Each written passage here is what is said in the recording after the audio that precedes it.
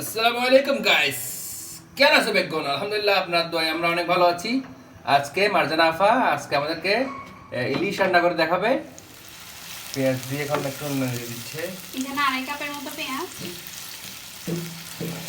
একটু দিতে গেছে মনে হয়। এই ইলিশটাতে পেঁয়াজ একটু বেশি দিলে মতো।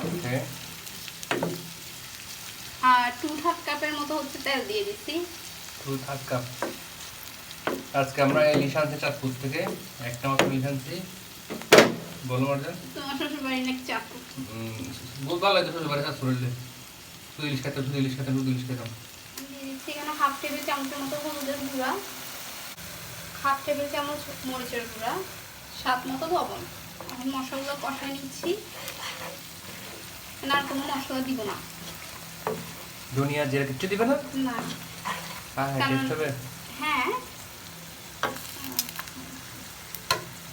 এখন দিয়ে দিচ্ছি কাঁচামরিচ। এখানে 8-10 মতো 10টাই হবে কাঁচামরিচ। আমি ফালি করে দিচ্ছি মাঝখানে একটু কুচিতে। এখন সামান্য পানি দিয়ে দিচ্ছি মশলাটা কষানোর জন্য। একদম কম মশলা দিয়ে হচ্ছে যে ইলিশটা রান্না করলে অনেক বেশি মজা হয়। যেহেতু ইলিশটা এমনিতেই হচ্ছে অনেক বেশি ফ্লেভারফুল, তো মশলা দিলে হচ্ছে ফ্লেভারটা নষ্ট হয়ে যায়, যার কারণে হচ্ছে অল্প মশলায় রান্না করবো। আর এটা খেতে কিন্তু অনেক বেশি মজা হয়, আপনারা ট্রাই করতে পারেন। দেওয়া হচ্ছে ইলিশ মাছ। বাপ বাপ বাপ বাপ বাপ বাপ। ভিডিও করার জন্য হচ্ছে রান্না করতে আসলে ওদের কান্নাকাটি শুরু। আর বেচারা একটু সিক, তার কারণে একটু জ্বালাচ্ছে। কোনো তাড়াতাড়ি করছো না বাবা। হ্যাঁ, আমি কোলে নিয়ে রান্না করতেছি। ডিমও দিয়ে দিচ্ছি, ইলিশের ডিম। শেষ রান্না করে শেষ? জি। এখন আলতোভাবে মাছগুলো একটু উল্টিয়ে দিচ্ছি।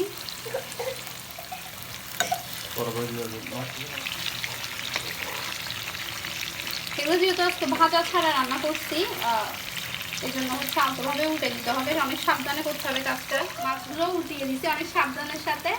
তো এখন হচ্ছে টমেটো দিয়ে দিচ্ছি উপরে। আজকে একদম মিডিয়াম করে এখন হচ্ছে ঢেকে দিব। তো 5 মিনিট পর হচ্ছে যে ঢাকা দিয়ে দিচ্ছি। আর হচ্ছে এভাবে একটু হাতলটা ধরে নাড়া দিতে হবে। তেলটা উঠে আসছে।